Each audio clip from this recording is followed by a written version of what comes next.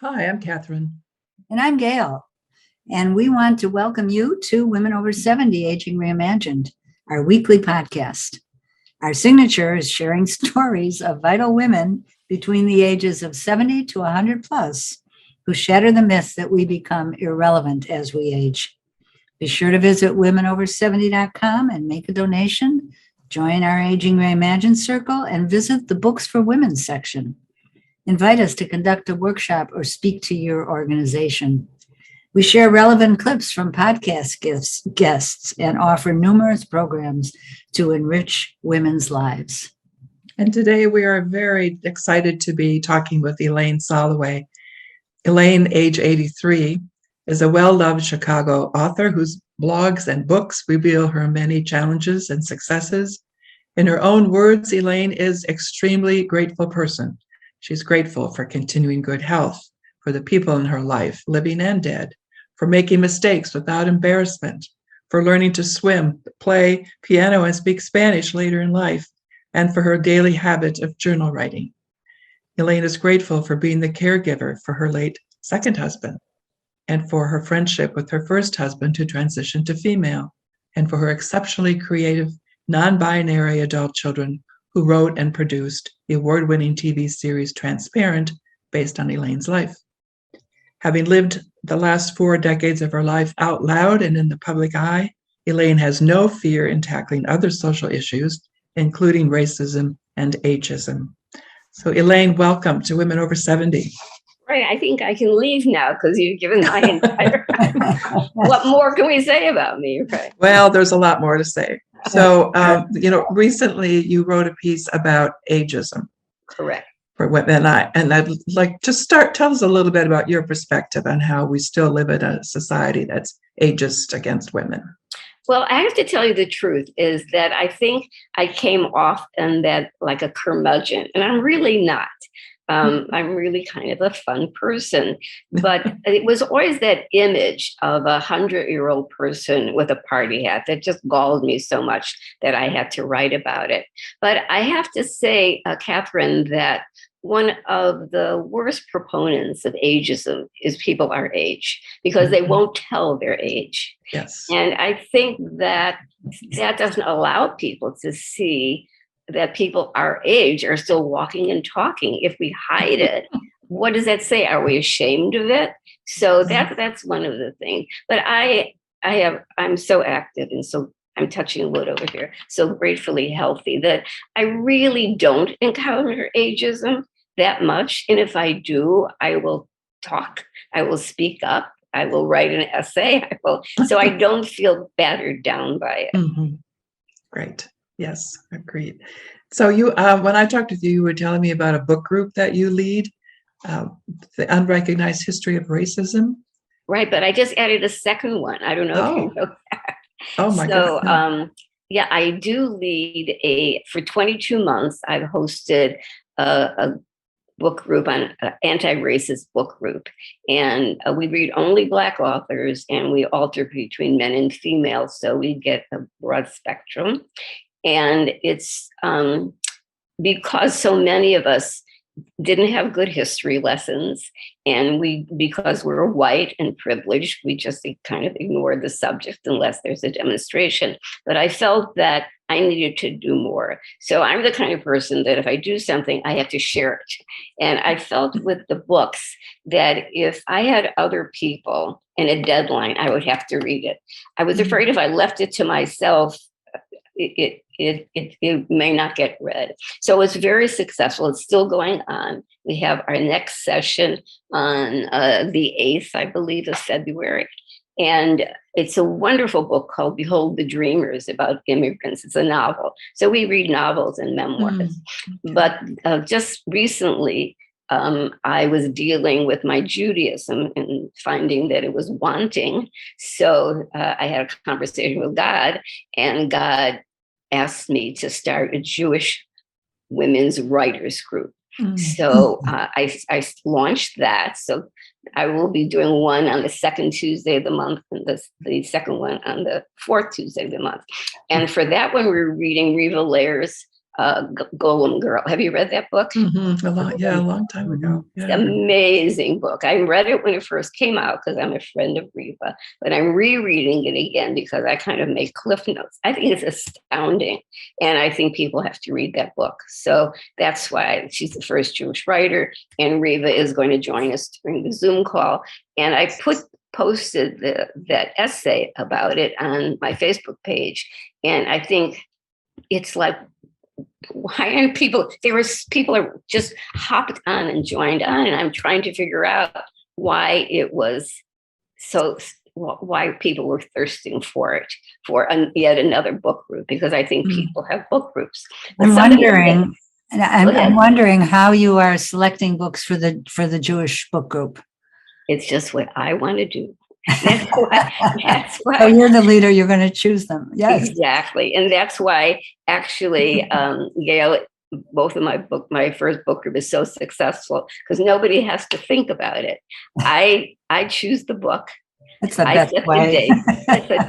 No one has to, and it's all very specific. It's not like any book. It has to be by a Black author. So, and it has to be something we learned. Mm-hmm. And the same thing with the Jewish women writers is that it has to be a book that we learn something about. And certainly disability is, it is such an important subject. We learn so much from that book. So I don't ask for anyone's advice. People can suggest, but every time there's a new list of new books out, I check it out. I do everything online. So I read the books online and I can get a sample. Mm-hmm. And then I know if I want to do it. And again, that's why I do it. I'm really bad at collaborating and getting others' opinions. It's good you know it. I know it, and nobody objects to it. People will occasionally select something, and I'll say, I'll check it out. But I wouldn't do a book group that I couldn't choose it. It just, why spend, weeks reading a book that's not something I want to read? So, but most people are really happy with my choices. The group, which I call number one, reading Black authors, have most of them been with me for 22 months and have thanked me because during the pandemic, it forced them to read and books that they may not have read. Most of the people in the group are white. We have a handful of Black women and a couple of men sometimes, but it's so satisfactory. That's why I decided. And then I had this discussion with God when I asked no male Jewish authors, and he said, no, they've been in the spotlight too long. Right. let them say good for you. And actually, there's so many. Like the first one is Golem Girl. The second one will be Everybody Loves Dead Jews. Have you heard about that book? I haven't read it. It's a new book, and it's getting lots of play, and it's really excellent. Mm-hmm. So I'm reading that too. Mm-hmm. Well, as an author, you can appreciate good writing and good stories. So I really do. And also I learned from the books I read. I changed my writing style from reading. I know what I like when I read a book. And the first thing I do when I start to write an essay, and I'm writing all the time, is put down the 5 senses and make sure there's some time, what do we touch? What do we hear? What do we see? What do we feel? What do we smell? And try to get as many of those as possible. And the other thing I'm doing lately is making much shorter sentences, not like running on, but short sentences. I'm reading a novel now by a Black author that we'll do for March. And it's a kind of a detective fiction. And it's all short sentences, and I just love it. So I've been doing that in my writing, and it works well for me. I like short sentences also. Yeah. Gail knows. Yes. Right. So Elaine, you it says in your promotion, your PR materials, that you write about your life, you're out loud and you're in the public eye. Right. So why did you decide to write about your life in such an intimate, revealing way? Well, first of all, you think that it's intimate and revealing, but it's universal. There's nothing different about me than anyone else. I mean, but I also believe if you're going to write, you have to be honest, because otherwise it's not very interesting. And I think none of my secrets or none of my are like so different from anybody else's. But it actually did start when my second husband got ill. And he had something called frontal temporal degeneration. And so in the last 3 years of his life, he lost his ability to speak. And so I started writing blogs as a way to tell everybody what was going on, because friends would call and say, how's Tommy? What's he doing? How are you doing? So I started to write. And then I found that not only was it therapeutic for me, but other people were reading it and found it helpful, because it's not sad. It's as lighthearted as one could be, but it's honest. And so then once I got started writing that, you couldn't stop me. I had to write about everything. Your writing is wonderful. I have read it. It's really Thank you. wonderful. I appreciate that. Yes. That. Yeah. Mhm. It's just what you said it is. Yeah. And You when we talked, you said that you're very proud of your non-binary adult children for being Correct. Yes. courageous the way they want to live your life. Right. And your first husband made some really incredible choices also. Right. So how did you tell us a little bit, give us some insight into your own experience around your first husband and your adult children? Well, I'm actually trying to write an essay about that now. But I think what I'm so proud about my children and about the show Transparent is that it really became a door opening for people. That there were certainly transgender people in the world, but they were all in the closet. They hadn't come out like gay people. But Transparent showed a family, a typical family. It wasn't a drag queen or performer or in TV. They're usually, if they're transgender, they're the menace in the story. But this was a family, just a Jewish family, and it showed that when one person changes, it affects everyone else. Right. And in real life, it did affect my children, who it wasn't that they changed, it's that they came out to their true selves, that both of them are now non-binary. And I'm working hard on they and them. And I still mess sometimes because they are in their 50s. So for 50 years, I've been calling them daughter and by their born name. And now I have to, but I don't resent it because it's a learning lesson for me. And I'm also trying to tell people our age that they have to get on the program. That I think people our age want to expand their brains. We're doing crossword puzzles, we're taking classes, we want to keep our brains alive. But when it comes to they and them, people get stubborn. It's as if I've lived this life all along.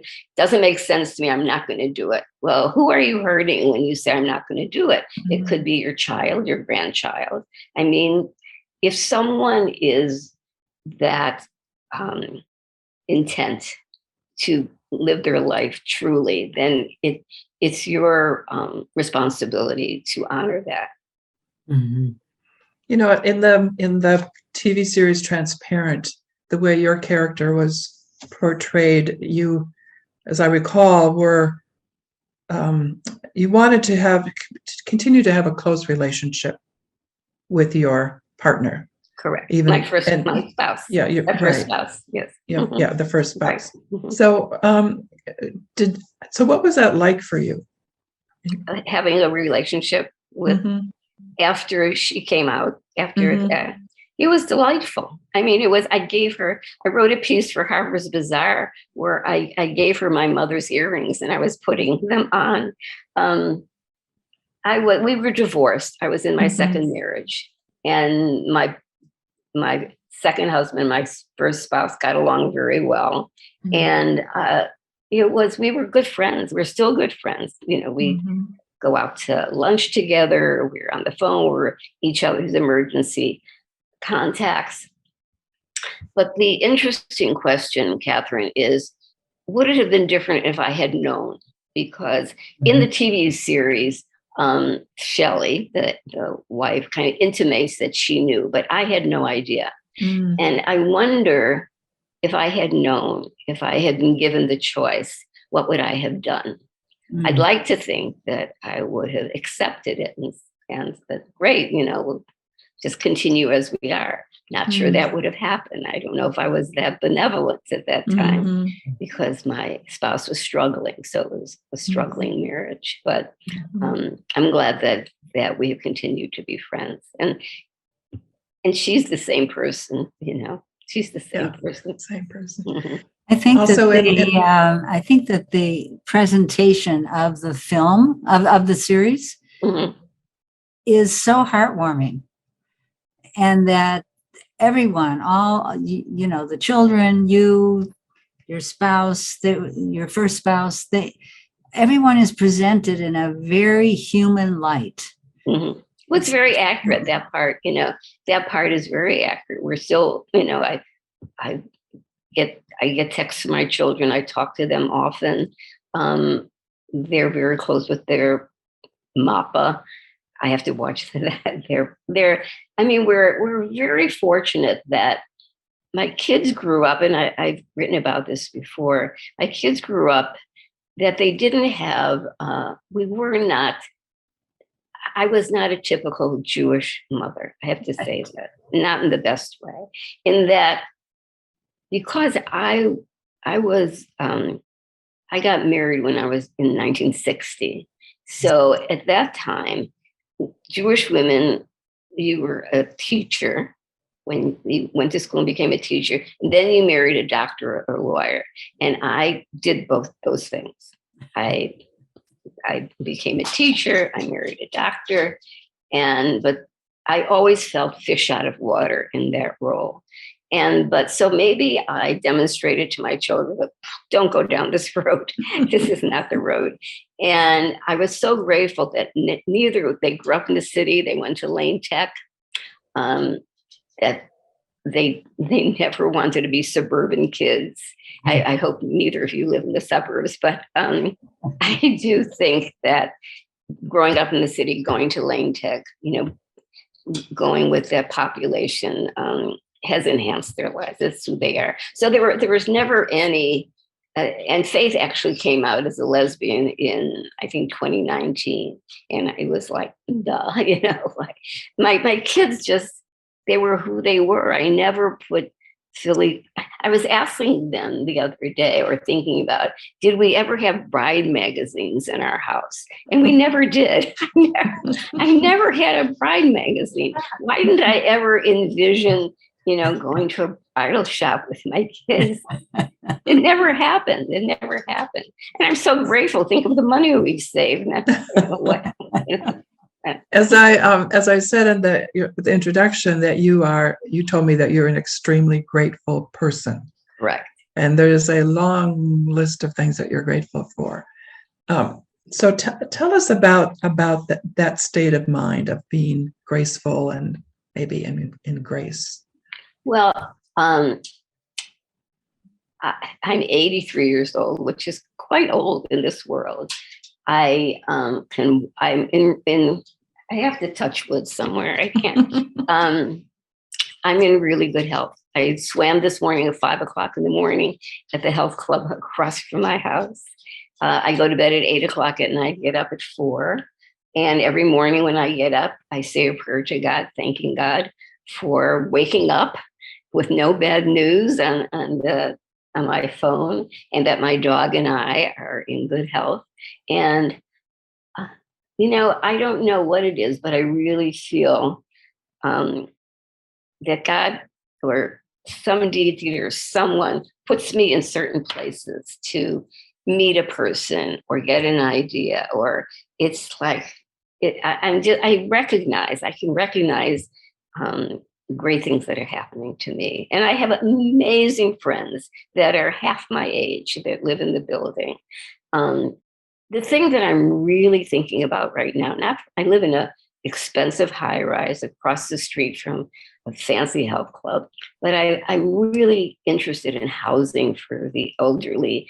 And I hate the segregation of senior housing. Mm-hmm. I have friends in senior housing. I think it's wonderful if you're handicapped in some way. But I think we really have to rethink the segregation of senior housing. I don't know if either of you live in senior housing, but No. No, but we were talking with the woman who's going to be an advocate soon, and that's what she's going to be talking about, are these different models for housing right. for as we age. And Right. yeah. It's a really important issue. I think it is. I think it's really, and I have a master's degree in urban planning, which I didn't get until the 70s. I was married and had children. And because I was really interested, I've written about it a lot, but in the 70s, my family and I lived in a development called South Commons on the near south side of Chicago. And it was a planned community which attempted to mix races, ages, incomes in a variety of housing styles. And it changed me from kind of an unhappy housewife to a writer. I wrote the community newsletter. We had theaters. It was this is an amazing experience. And in fact, my child Joey is doing a documentary on it. But now I don't know where I was going with that story. But I know where I was going. That why can't we have intentional communities like that, intergenerational, interracial, why are we segregating people by age? I know that they're very popular, they're very expensive, they're very lovely, but I just can't imagine being in a place where there were no babies or children or dogs or that. But that's just me. I'll have the senior living housing community down on me, but do either of you live in senior housing? No. I live independently in an apartment, and that's how I intend to stay. And how old are you? I'm 80. You're 80, so we're close in age. And what about you, Catherine? I live in a suburb, but it's the first one west of downtown. So it's Oak Park. Oak Park I don't consider it a suburb. I know so many people who live there, right? And how old are you? 72. Oh, so we're all, well, I guess you have to be over 70. You have to be. You have to qualify. That's right. That's right. That's right. Yeah. But Oak Park has a lot of opportunities too, right? Many, yes. Yeah. It's one of, So I've lived here for 35 years or more. I have friends who live there, and they're very happy there. And isn't it Oak Park, Catherine, where they're going to build the first cohousing cooperative housing?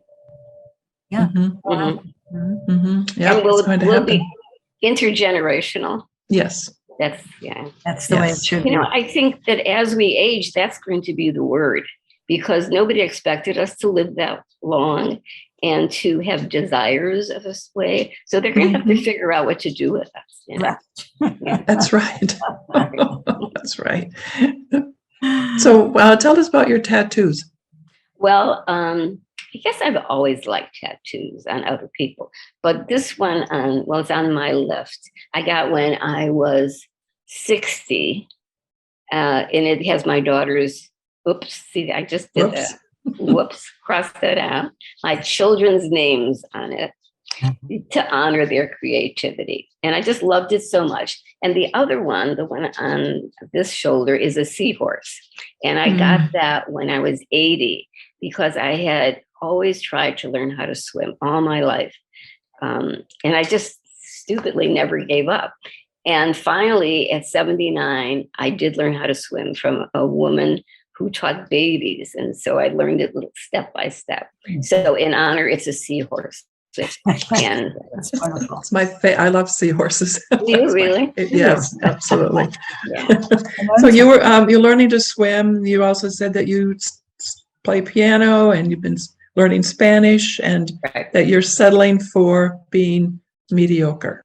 Doesn't sound like you, but I was doing the keyboard just before, and I don't spend, it's 10 minutes and I set a timer, 10 minutes for Duolingo to do Spanish, and one song a day, Rodgers and Hart usually for piano, and swimming is 3 mornings a week. And I'm really awful at all of them, but it's just me. And I have tried as long as I can remember, to do those 3 things. And well, I think the secret of any of them is to practice and not to go for perfection. Mhm. I think perfection just limits our life so much when we can do all those things, just. But I also wrote an essay, please don't watch me, because I don't want anyone to listen or watch me swim. Watch me. So tell us a little bit about your writing habit, because I know you just said you write every day. I do. Do you have a particular rhythm, a technique for your writing? Well, I used to write on a legal pad and then edit that and then do it on the computer. But recently I started only using the computer, and it goes so much faster. And I will do a draft. Well, I have this other little secret, and I don't know why, but each of my essays is 777 words. I have to write that down. Maybe that's the magic number. And For why? me, I have no idea, but I think anything more than 800 is too much. That is too much for people to read. And usually I think newspapers want 800. But I was discovering that mine were 777. So if I go over that, that means I have to cut it somewhere. And if I don't have 777, I have to add something. And that it just shapes it perfectly for me. I don't know why it works, but it works for me. So I usually just get an idea, something hits me, and I think, well, that would make a good essay. But now I'm trying more to do opinion pieces, because that's what you can get published is opinion pieces. Because I've been doing or how-to pieces work.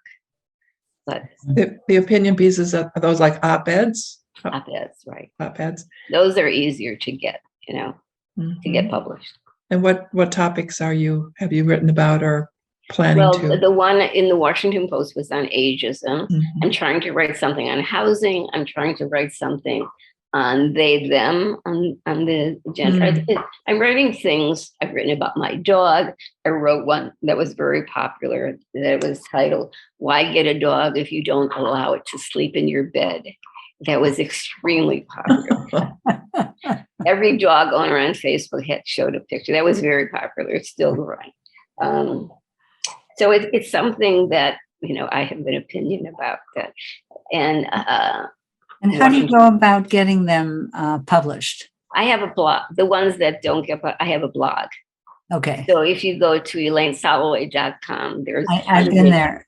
Yeah, there's hundreds. So that's what's good though, because if nobody wants it, I can put it myself, put it on Facebook, and if it's really good, I can get 300 people to read it there, and then they share it. The one I just wrote about God nudging me to start a Jewish women's writers group. Not only it just got shared 13 times, and I was getting having my own newspaper in a way is. So I don't have to worry, like if no one will take something, I'll just put it up myself. I like that notion, my own newspaper. Right. It's a great way to look at it. But when you try to get it published, I assume that if it's published, well, maybe not. If it's published, is it a paid piece? Some are paid and some are not. Some are not. It just depends how prestigious the paper is. Then I'm willing not to take money, but many do get paid. I have gotten paid. And are you primarily focusing on essays and not books? Is that? Well, I've done 4 books. I wrote my memoir, The Division Street Princess. Then I wrote 2 books of essays. And then the third one was called She's Not the Type, which is a fiction, but really a roman clef, because much of it is my life with all the names changed. And they were all self-published and they're still doing fine. But it's a lot of work to do a book, a lot of work. Yeah. And then it's very hard now to get book readings with COVID. Right. And I was thinking about writing a book, but then I thought, it would take so much time. I could write 100 essays before I do that. So I gave up the idea.